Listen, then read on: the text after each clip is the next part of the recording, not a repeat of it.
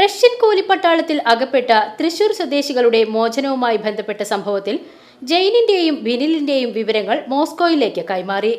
Passport രേഖകൾ കൈമാറിയതായി Russian embassy orthodox സഭാധ്യക്ഷനെ അറിയിച്ചു. തുടർ വിവരങ്ങൾ ഉടൻ അറിയിക്കാമെന്ന് ബസേലിയോസ് മാത്യൂസ് തൃതീയൻ കത്തോലിക്ക ബാവയ്ക്ക് റഷ്യൻ എംബസിയുടെ സന്ദേശം ലഭിച്ചു. അതേസമയം ജെയിൻ തിങ്കളാഴ്ച ബന്ധുക്കൾക്ക് വീഡിയോ സന്ദേശം അയച്ചിരുന്നു. എൻ്റെ പേര് ജെയിൻ, വീട് തൃശ്ശൂരാണ്. ഞാനിപ്പോൾ ഉള്ളത് റഷ്യ-ഉക്രൈൻ യുദ്ധം നടക്കുന്നതിൻ്റെ ഫസ്റ്റ് സോണിലാണ്. എൻ്റെ കൂടെ പിന്നിലേട്ടനുണ്ട്. ഞങ്ങളിവിടെ ചെയ്തുകൊണ്ടിരുന്ന ജോലി ഇവിടേക്ക് ഫുഡ്, വാട്ടർ, വെള്ളം തുടങ്ങിയ സാധനങ്ങൾ എത്തിക്കുന്ന ജോലിയായിരുന്നു ഞങ്ങൾക്കിവിടെ ഉണ്ടായിരുന്നത്. പക്ഷേ അവരിപ്പോൾ ഞങ്ങളുടെ അടുത്ത് പറയുന്നത് അവരുടെ കൂടെ യുദ്ധത്തിന് ചെല്ലണം എന്നാണ് പറയുന്നത്. അപ്പോൾ അതിനു വേണ്ടിയിട്ട് അവർ ഞങ്ങൾക്ക് മാഗസീനും ഗ്രനേഡും ഒക്കെ ഞങ്ങൾക്ക് എടുത്തു തന്നിരുന്നു. ഞങ്ങൾ ഏകദേശം ഒരു 8 പേരോളം ഇവിടെ വർക്ക് ചെയ്യുന്നുണ്ടായിരുന്നു ഇങ്ങനത്തെ ജോലിയായിട്ട്. അതിൽ 4 പേരിനെ അവർ ഇപ്പോൾ തന്നെ പറഞ്ഞയച്ചു കഴിഞ്ഞു. അടുത്ത ലിസ്റ്റിൽ ഞങ്ങളുടെ 2 പേരുടെയും പേര് വന്നിട്ടുണ്ട്.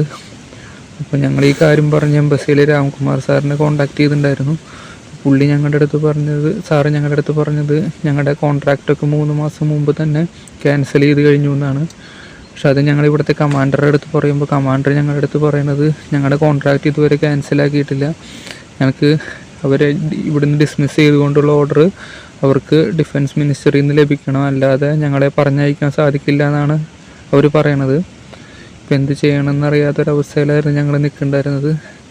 എങ്ങനെയെങ്കിലും ഞങ്ങളെ ഒന്ന് ഇവിടുന്ന് സഹായിക്കണമായിരുന്നു.